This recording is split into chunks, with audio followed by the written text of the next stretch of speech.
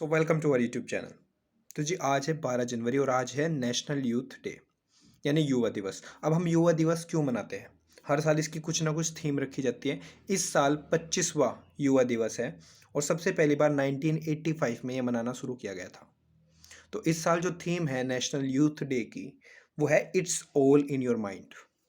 So it's all in the mind, ये इस साल की थीम है।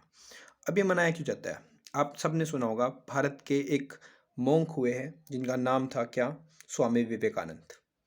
तो स्वामी विवेकानंद जी की पूरी हिस्ट्री जानते हैं। सबसे शुरू में साल था 1863।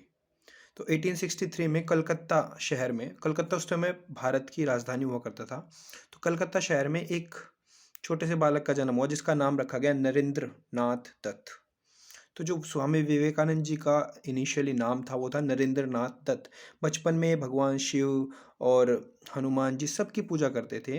तो कहा जा सकता है कि बचपन इनका बिल्कुल शुरुआती दौर पे ये भगवान से जुड़े हुए थे। फिर इनकी माता ने तो इतने शरारती हुआ करते थे कि इनकी माता ने तो ये तो कहा था कि मैंने तो भगवान शिव आपसे एक अच्छा पुत्र मांगा था, लेकिन आपने तो अपने कुछ डेमन्स में से कोई एक मुझे भेज दिया है। यानी ये इतने शरारती हुआ करते थे, तो उनकी माता ने ऐसा भी कहा हुआ था। तो ये बात होगी उनकी बचपन की। वो पढ़ाई लिखाई एक नॉर्मल बच्चे की तरह किया। बंगाली फैमिली में थे। इनके पिताजी जो थे वो कलकत्ता की हाई कोर्ट के अंदर, कलकत्ता में जो हाई कोर्ट थी उसमें योर अटॉर्नी थे, यानी एक सरकारी वकील के तरीके पे काम करते थे। और जो स्वामी विवेकानंद जी के दादाजी थे वो भी घर छोड़ के गए हुए थे 25 साल की उम्र में। यानी कहीं ना कहीं इनके घर में स्पिरिचुअलिटी तो थी ही, रिलीजियस मामले से बहुत ज़्यादा जुड़े हुए थे ये लोग। और इवन इनके जो दादाजी थे नरेंद्र नाथ दत्त के, वो खुद घर छोड़ के जा चुके थे। फिर क्या हुआ, थोड़े थोड़े बड़े हुए, इनको धर्म से थोड़ी रुचि थी। तो इसके रिगार्डिंग ये इस चीज़ से जुड़ना चाहते थे। दिमाग के बहुत तेज थे, जो चीज़ पढ़ते थे बहुत तेज रफ्तार से पढ़ लेते थे। इवन इन्होंने कई देशों के इतिहास भी पढ़ रखे थे। इनके कुछ पर्सनल स्टोरीज है, जैसे कि एक व्यक्ति था स्वीडन का, इवन इन्होंने स्वीडन के इतिहास उनको बता दिया था। तो वो व्यक्ति भी एक बार को बातचीत में इनकी खिलाफत कर रहा था, लेकिन फिर स्वामी जी की बात बिल्कुल सही निकली थी। तो सारी बात जानते हैं। फिर क्या होता है, इनका जो झुकाव था स्पिरिचुअलिटी की तरफ था, तो ये जानना चाहते थे कि भगवान क्या है। तो इनकी मुलाकात हुई 1880 में एक व्यक्ति से जिनका नाम था क्या? रामकृष्ण। तो जो इनके असली गुरु बने वो थे रामकृष्ण परमहंस। तो 1880s के करीब वो इनके गुरु बन जाते हैं, यानी थोड़े दिनों के बाद वो गुरु बनते हैं। लेकिन 4-5 साल के अंदर नरेंद्र नाथ दत्त के पिताजी का भी देहांत हो जाता है और इनके गुरु का भी देहांत हो जाता है, यानी रामकृष्ण परमहंस भी ऊपर चले जाते हैं, भगवान को प्यारे हो जाते हैं। तो इसी बीच क्या होता है, फिर ये पूरे भारत के भ्रमण पे निकलते हैं। कौन? स्वामी विवेकानंद जी।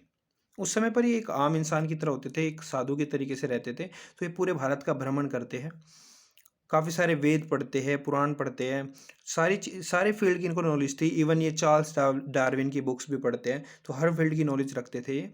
तो इन्होंने पहले पूरे भारत का भ्रमण किया। जब इनके गुरु की मृत्यु हो गई, यानी रामकृष्ण परमहंस जी की मृत्यु हो गई थी, उनके गले में कैंसर हो गया था।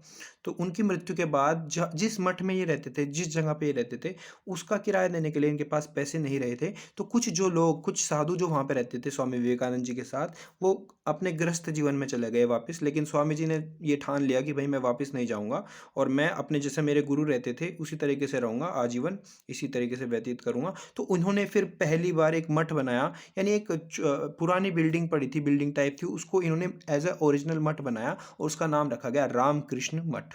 तो रामकृष्ण मठ की जो इन्होंने स्थापना की थी वो की थी इन्होंने बारानगर पे। तो बारानगर एक जगह है, उस जगह पे इन्होंने स्थापना की थी इस चीज़ की। फिर उसके बाद इन्होंने थोड़े दिनों बाद एक मिशन चलाया, रामकृष्ण मिशन। अगर पूछा जाए रामकृष्ण मिशन किसने चलाया, तो स्वामी विवेकानंद जी ने चलाया था। क्यों चलाया था? ये भारत के जो रिलीजियस थे, यानी हिंदुइज्म को फैलाना चाहते थे। एक किस्म से मॉडर्न टाइम में हिंदुइज्म को बढ़ावा किसने दिया? स्वामी विवेकानंद जी ने। और इवन जो सुभाष चंद्र बोस हुए फ्रीडम फाइटर, उन्होंने कहा था एक बार को कि जो मेकर ऑफ मॉडर्न इंडिया है वो कौन है? स्वामी विवेकानंद जी। तो स्वामी विवेकानंद जी की तारीफ आपको सबके द्वारा सुनी जा सकती है। जैसे कि इवन जो भारत के पहले प्रधानमंत्री रहे जवाहरलाल नेहरू, उन्होंने भी कहा था कि जो भारत का डेवलपमेंट है मेन, और जो एक नई सोच थी, और एक हमें अपने रिलीजन से रूबरू कराना अच्छे तरीके से किसने किया है? स्वामी विवेकानंद जी ने। तो इसी बीच 1885 के करीब इनके गुरुजी का देहांत हो गया, पूरे देश में भ्रमण करते हैं। और फिर ये 1893 में, जो कि सबसे इंपॉर्टेंट पॉइंट आता है भारत की हिस्ट्री में, ये 1893 में एक जगह पे जाते हैं, शिकागो। अब शिकागो में क्यों जाते हैं? वहाँ पर हो रहा था क्या? धर्म सम्मेलन था, पूरे विश्व के जितने भी धर्म हैं, तो इसको आप रिलीजियस पार्लियामेंट कह सकते हो। तो ये रिलीजियस पार्लियामेंट में जाते हैं, और जैसे ही संबोधन शुरू करते हैं, वहाँ पर कहते हैं sisters and brothers of America. तो इनकी बात सुनते ही कि यानी इन्होंने इन 5 शब्दों में, 5-6 शब्दों में सबको अपना भाई और बहन बना लिया, यानी एक रिलेशन बना लिया उस तरीके से। और एक कोई बाहर से अननोन आके आपको सिस्टर्स एंड ब्रदर्स कहे, तो एक अच्छी बात लगती है सबको, तो वहाँ पे तालियां बजती रही। तो इस तरीके से इन्होंने शुरू किया। लेकिन खाली ये बात नहीं थी वहाँ पर, इन्होंने हिंदुइज्म के बारे में बताया कि हिंदुइज्म खाली ये नहीं है कि जो काला जादू हो गया, इस तरीके से हिंदुइज्म नहीं है। हिंदुइज्म बहुत बड़ा फील्ड है। इन्होंने पूरे विश्व को उससे रूबरू कराया। इन्होंने शिव सर्वोत्तम के बारे में बताया, कुछ लाइंस वहाँ से उठा के उसके बारे में बताया। यानी बहुत बड़ा उनका एक उन्होंने अपने धर्म को, मतलब हिंदुइज्म को फैलाने की कोशिश की। और उन्होंने इवन ये कहा कि रिलीजन और साइंस दोनों अपोजिट नहीं है, क्योंकि वेस्ट वर्ल्ड है जो, जहाँ पर ये गए थे अमेरिका, वो क्या है? साइंस से रिलेटेड था, साइंस एंड टेक्नोलॉजी। और रिलीजन को लोग दूसरी नज़र से देखते थे, धर्म को। तो उन्होंने कहा था रिलीजन और साइंस अलग नहीं है, रिलीजन भी एक तरीके से साइंस को डिफाइन करता है। तो ये विवेकानंद जी ने बात कही थी। इस तरीके से स्वामी विवेकानंद जी ने लोगों का माइंड इस तरीके से चेंज किया भारत में भी, कि भारत वाले लोग वेस्टर्न थिंकिंग को थोड़ा अपनाने लगे। यानी वहाँ से साइंस टेक्नोलॉजी, जो नई नई डेवलपमेंट थी, भारत भी उसको एक्सेप्ट करने लगे। और इसके साथ साथ वर्ल्ड को इस तरीके से तैयार किया कि वर्ल्ड भारत की कुछ अच्छी चीज़ों को अपनाता रहे। जैसे भारत में धर्म में क्या लिखा गया है, रिलीजियस में क्या क्या है, सारी चीज़ों में देखो, हर चीज़ में अच्छाई भी होती है और बुराई भी होती है। लेकिन विवेकानंद जी ने अपने यहाँ की जो अच्छाई है वो दिखाई, कि हाँ, वर्ल्ड भी हमसे बहुत कुछ सीख सकता है और भारत भी एक विश्वगुरु बन सकता है। तो ये सारी बातें विवेकानंद जी ने की। तो उस समय पर एक देखा जाए पूरे वर्ल्ड के अंदर एक भारत की एक अच्छी इमेज करने का जो आप कह सकते हो क्रेडिट किसको जाता है? स्वामी विवेकानंद जी को जाता है। तो इस तरीके से फिर उनका जीवन काल इतना लंबा नहीं रहा। उनका जन्म होता 1863 में, और मृत्यु हो गई थी 1902 में। तो जो जन्म हुआ था वो 12 जनवरी को हुआ था, इसलिए 12 जनवरी को मनाते हैं नेशनल यूथ डे, क्योंकि उन्होंने युवाओं को बहुत ज़्यादा जोड़ के रखा। और एक एक जहाँ पर उनका एक बात भी है कि stop don't stop till your goal is achieved. ठीक है, arise awake and don't stop till your goal is achieve. तो इस तरीके से उन्होंने काफ़ी मोटिवेटिव कोट्स भी दे रखे स्वामी विवेकानंद जी ने। सो ये थी सारी बातें। बीच में शुरुआत में ये काफ़ी धर्मों की तरफ भी जाना चाहे इन्होंने। एक ब्रह्मो समाज था, उस ब्रह्मो समाज से भी ये जुड़े रहे।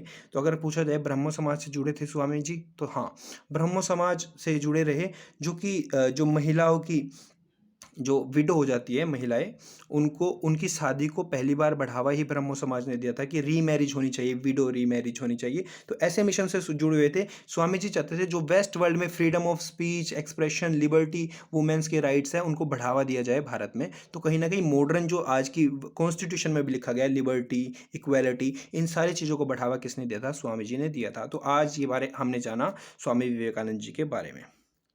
अब जो इस साल का हमारा नेशनल यूथ डे है, वो 25वां है, और कहाँ पर मनाया जा रहा है? पुडुचेरी में। अब पुडुचेरी क्या है? एक भारत की एक यूनियन टेरिटरी है, केंद्र शासित प्रदेश है। भारत में 8 केंद्र शासित प्रदेश है, उनमें से एक कौन सी है? पुडुचेरी। ठीक है, तो ये सारी बातें हमने जानने की कोशिश की, और इन सारी चीज़ों का आप स्क्रीनशॉट भी ले सकते हो इस तरीके से। हम अगली न्यूज़ पे चलते हैं। अब 26 दिसंबर, अभी क्या हुआ है? कुछ 4-5 दिन पहले सिखों के जो 10वें गुरु थे, उनका प्रकाश पर्व मनाया गया। इनका गुरु गोविंद सिंह जी का, जिन्होंने खालसा पंथ की भी स्थापना की थी। तो गुरु गोविंद सिंह जी के 4 पुत्र थे, जिनको 4 साहिबजादे कहा जाता है। 2 तो बड़ी उम्र के थे, लेकिन 2 थे बहुत छोटी उम्र के, जोरावर सिंह जी और फतेह सिंह जी। तो जो जोरावर सिंह जी थे और फतेह सिंह जी थे, इन्होंने अपने धर्म को परिवर्तन करने को मना कर दिया था। तो उस समय पर जब इन्हें बुलाया गया शासक के द्वारा, उस शासक ने कहा कि अपना धर्म बदल लो, हम तुम्हें छोड़ देंगे। लेकिन उन्होंने अपना धर्म नहीं बदला था, और उनको जिंदा ही दीवारों के अंदर चिनवा दिया गया था। तो ये बहुत क्रूरता दिखाई गई थी उस समय पर।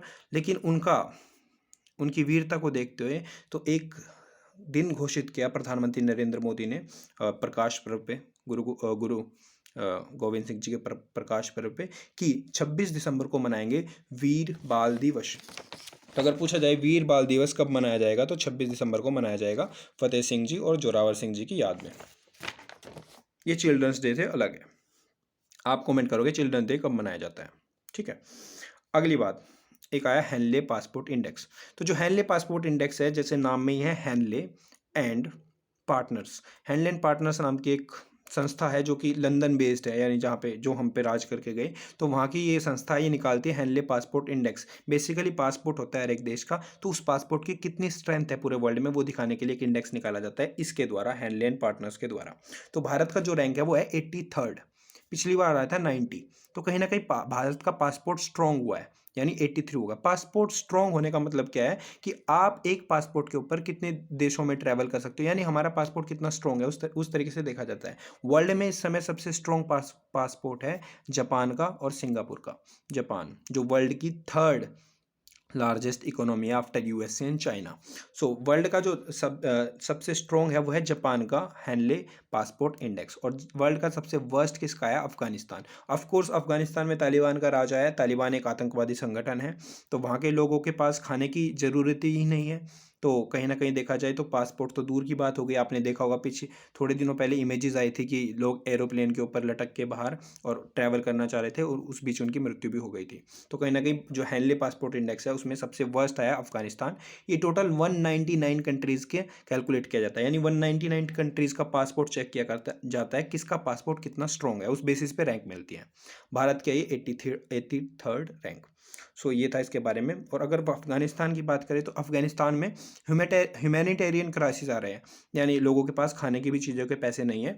तो कहीं ना कहीं यूनाइटेड नेशन जो एक संस्था है, वर्ल्ड के सारे देशों का एक संस्था है यूनाइटेड नेशन। तो यूनाइटेड नेशन ने ये अर्ज किया है वर्ल्ड को कि सब कंट्रीब्यूशन करते हैं और कुछ फंड, कुछ बिलियन ऑफ रुपीज़ कहाँ पर प्रोवाइड करते हैं अफगानिस्तान में एज अ फाइनेंशियल एड, जिससे कि वहाँ के लोगों को बेसिक ज़रूरतें पूरी हो सके, जैसे मेडिसिन हो गया, खाना हो गया, और जिससे लोग भूखमरी से ना मरे। और इसी बीच यूएसए ने सबसे ज़्यादा अनाउंस कर दिया कि यूएसए इसमें कंट्रीब्यूट करेगा मिलियंस ऑफ रुपीज़। तो कहीं ना कहीं देखा जाए जो यूएसए अफगानिस्तान में से भाग गया है वही अब कह रहा है कि मैं हेल्प करने के लिए पैसे प्रोवाइड करूँगा जिससे कि लोग भूखमरी से ना मरे। तो काफ़ी billions of rupees, like 5 billion rupees चाहिएंगे लगभग 2022 में, अगर आप बचाना चाहते हो अफगानिस्तान को भूखमरी से और वहाँ के बच्चों को मौत से।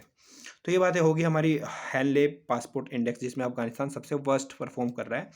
अब लास्ट बात, ब्रह्मोस मिसाइल के ऊपर मैंने आपको लेक्चर बताया था। ब्रह्मोस है सुपरसोनिक स्पीड से जाती है, हाइपरसोनिक होती है यानी 3 मैश की स्पीड, यानी 3 times the speed of sound, और सुपरसोनिक होती है 7 to 8 मैश की स्पीड, यानी 7 to 8 times the speed of sound.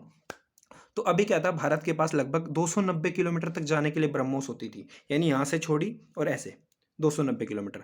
लेकिन अब उसकी रेंज बढ़ानी थी अगर 290 से ऊपर, तो भारत बिना टेक्नोलॉजी के ये रेंज नहीं बढ़ा सकता था। वो टेक्नोलॉजी किसने दी भारत को? रसिया ने। लेकिन रसिया भी वो टेक्नोलॉजी भारत को नहीं दे सकता था जब तक भारत एक ट्रीटी का हिस्सा ना होता, और उसका नाम क्या है?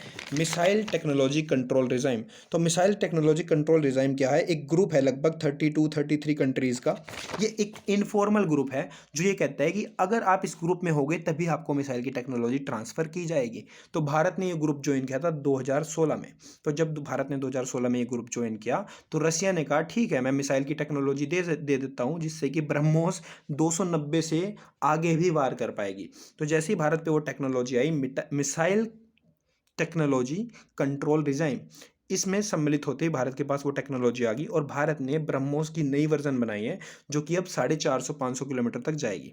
जो नई टेस्ट हुआ है वो आईएनएस विशाखापट्टनम से हुआ है। आईएनएस यानी Indian naval service, Indian naval ship. तो इंडियन नेवल शिप विशाखापट्टनम से एक मिसाइल छोड़ी गई जिसका नाम ब्रह्मोस है, और उसकी स्पीड अभी 3 मैश पे ही है, लेकिन उसका डिस्टेंस बढ़ गया लगभग 450 किलोमीटर। तो वो छोड़ी गई है आईएनएस विशाखापट्टनम से, डीआरडीओ ने ये डेवलप की है।